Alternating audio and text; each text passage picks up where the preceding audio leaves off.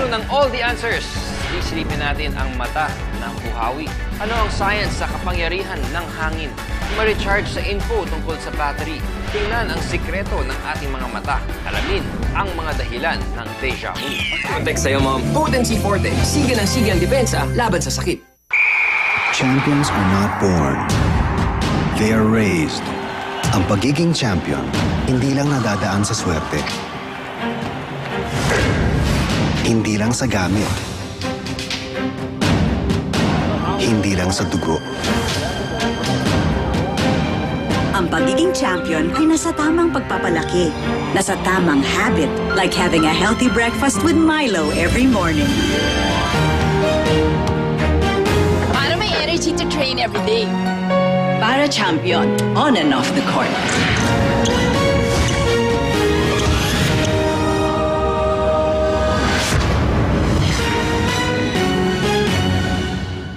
Sa Motor Trade, ang pagbili ng motor, maraming dalang magandang pagbabago. 234, motor ang kailangan. Dito ka dumiretso, ang daming pagpipilian at magaan pa ang presyo. Motorsiklo sigurado. Alaga ka dito, motorsiklo sigurado. Alaga ka dito sa Motor Trade, motorsiklo sigurado. Alaga ka dito, 234 motor. Sakay na sa masayang trip. Motorsiklo sigurado. Alaga ka dito. Magkaibang problema, magkaibang solusyon. Iba ang ubong may plema. Solusyon, palabasin ang plema. Iba rin ang ubong, walang lumalabas na plema. Tuyo, walang tigil. Non-stop dry cough yan. Solusyon dyan, tusiran. May cough-stopping action na pinapahinto ang dahilan ng pag-ubo. Quick visa, long-lasting ginhawa. Katapat ng non-stop dry cough, tusiran.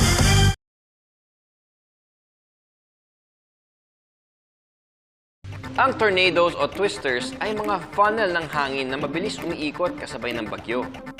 Nangyayari ito sa buong mundo. Sa US pa lang ay libo-libo ang buhawi kada taon.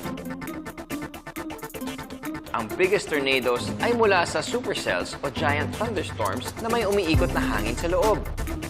Nabubuo sila kahit anong oras.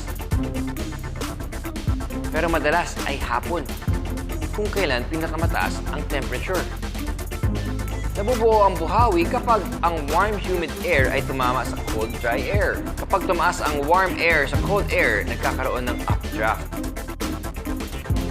Ang updraft ay mga potential na umiikot depende sa direksyon ng hangin. At ito ay humahatak pa ng madaming hangin habang bumibilis. Ang mga patak ng tubig mula sa moist air ay bumubuo ng funnel cloud na umaabot pababa mula sa bagyo. Kapag ito ay umabot sa lupa, nagiging buhawi ito. Subukan natin ang kaalaman ninyo sa buhawi. Inaabot ng gaano kabilis ang hangin ng buhawi?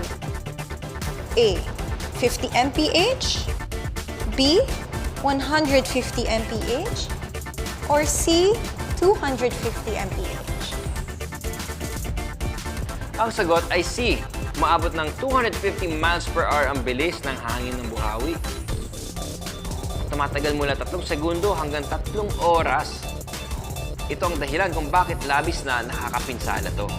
Kung sakaling makaharap ng isang buhawi, sumilong sa basement o kwarto na walang bintana para sa dagdag na proteksyon, magtago sa ilalim ng matibay na bagay tulad ng mesa para makaiwas sa mga falling debris. Iba naman ang dust devils. Ito yung maliliit na funnels na humihigop ng alikabok sa lupa. Ang dust devil ay umabot ng ilang feet o hundreds of feet ang taas. Hindi man ito simbilis o mapanira tulad ng buhawi, umaabot pa rin ang speed nito ng 45 miles per hour at tumatagal ng di higit sa 20 minutes. Updraft o hangin umaakyat ang dahilan sa funnel shape nito. Hindi kailangan ng bagyo. Ang hot air ay umiikot pataas, sinamahan pa ng friction ng pagtama sa lupa, kaya nagkakaroon ng forward momentum, kaya gumagalaw ito. Madalas harmless to, pero pwede tong lumaki at pwedeng makapinsala. Di lang sa Earth makikita ang mga dust devils, nangyayari din ito sa Mars. Noong 1997 mission, nakita itong tumawid sa Mars Pathfinder. Ang Martian dust devils ay umaabot ng 50 times ang lapad at 10 times ang taas kumpara sa dust devils dito. Kaya mas nakakasira sila. Ang pinakamalaking dust storm na tumama sa US ay ang Dust Bowl. Isang serye ng dry dust storm na tumama sa rehiyon mula Nebraska hanggang Texas noong 1930s. Yan yung tinatawag na Great Plains. Medyo tuyo at pinaghalong landscape na may desert climate at humid climate. Mula 1800s hanggang 1900s, lumipat ang mga tao sa Great Plains sa pag-asang makapagsimula ng farm sa fertile na lupain. Pero namatay ang mga tanim dahil sa sobrang tagtuyot at pag-araro. Ang mga deep-rooted prairie grass sa Great Plains ay pinunot para makapagtanim pa ng iba. Dahil walang mga tanim, madali itong tangayin ng hangin. Tinatangay ng mga bagyo ang dumi mula sa Great Plains papuntang Washington, D.C. nung may Dust Bowl. Halos 2,000 miles ang layo nito. Sa sobrang laki ng mga dust storms na to, halos dumilim ang langit ng ilang araw. Bumalik ang tag-ulan sa Great Plains noong 1939.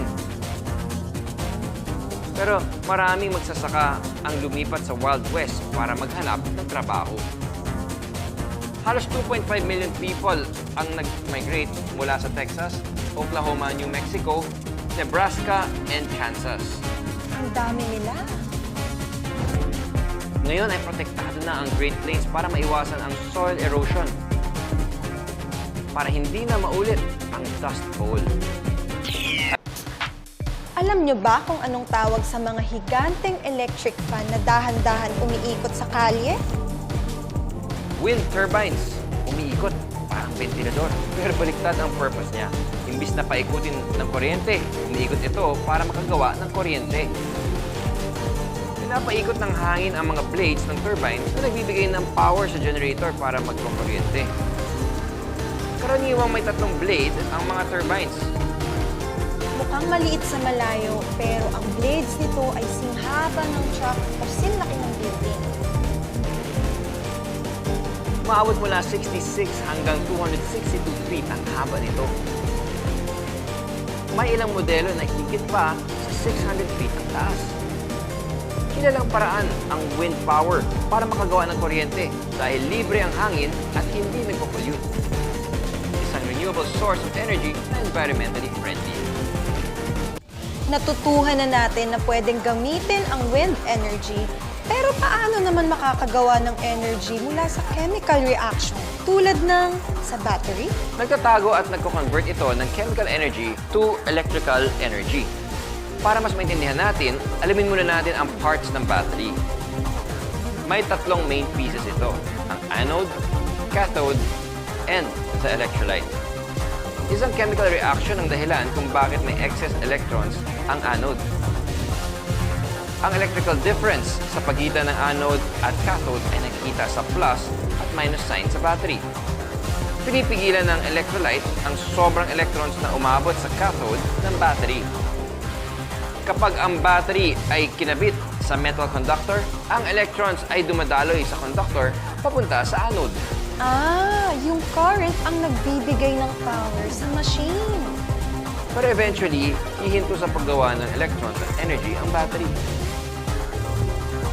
May mga battery naman na rechargeable. Ibig sabihin, mas matagal ang lifespan nila kumpara sa disposable batteries, tulad ng sa phone o laptop.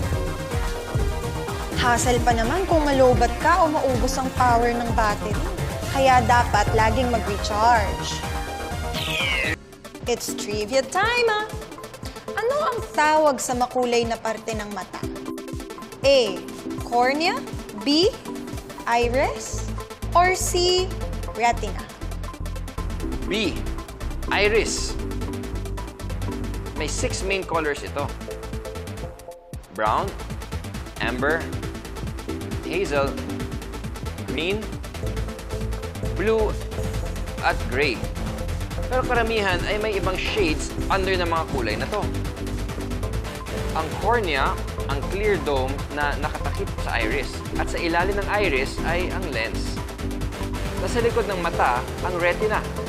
At ito ang dahilan bakit di lumuluwa ang ating mata. Pag pinagsama ang mata ay parang hollow sphere na nagtatranslate ng light into images base sa utak natin. Pag may tinitingnan tayo, nakukuha ng cornea ang light at nag-refract ito sa lens. Para dumaan ang liwanag sa lens, nire-refract ulit ito bago umabot sa retina kung saan nabubuo ang image. Actually, upside down ang imahe kapag nire-refract. Ang imahe napupunta sa optic nerve hanggang makarating sa occipital lobe sa likod ng utak. Sa utak, tinatama ang imaheng nakikita natin sa tamang posisyon. In fairness, ang galing ng brain natin. Ang daming kayang gawin. Eh, bakit naman may mga taong kailangan ng salamin? May kinalaman ito sa hugis ng mata. Kung ang mata mo ay mahaba kaysa sa karaniwan, malayo ang pagitan ng lens at retina. Kaya mahirap makakita sa malayo. Ang tawag dito ay nearsightedness. Ang mga nearsighted ay nagsusuot ng concave lenses para mas madaming liwanag ang umabot sa cornea. Kung ang mata mo naman ay maliit, mas malapit ang retina sa cornea, kaya mas mahirap makakita sa malapit. Ang tawag dito ay farsightedness. Kailangan mo ng convex lenses para konting liwanag lang ang masagap ng cornea.